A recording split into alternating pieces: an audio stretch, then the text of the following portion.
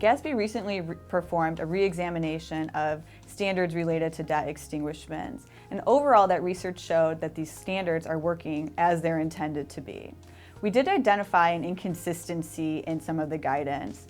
GASB currently has guidance when debt is refunded, but we do not have guidance for when existing resources are placed in the trust for future repayment of the debt. On the one hand, when debt is refunded, if certain criteria are met, the government may remove the debt from the face of the financial statements. On the other hand, if existing resources are used, there is no allowance to remove the debt from the financial statements. So an example would be if a school district is consolidating schools and ultimately ends up with an unused building.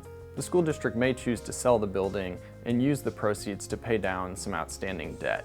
If the debt cannot be repaid back immediately due to call provisions, the government may establish a trust with the proceeds to pay back the debt as it comes due.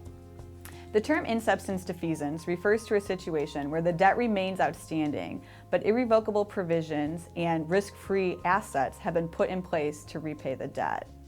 The conditions for obtaining this type of accounting using only existing resources are consistent with those needed to obtain it in a refunding transaction.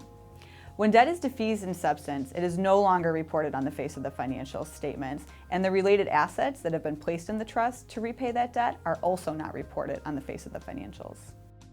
The proposed statement also provides a broader disclosure related to some governments who have debt defeased in substance.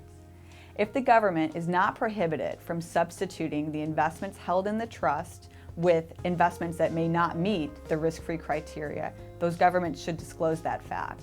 And that disclosure will provide users with information about the ability to repay the debt over time.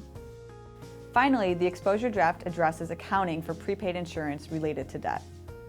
Your feedback is critical to the board's process as they work towards a final standard, and we look forward to hearing from you.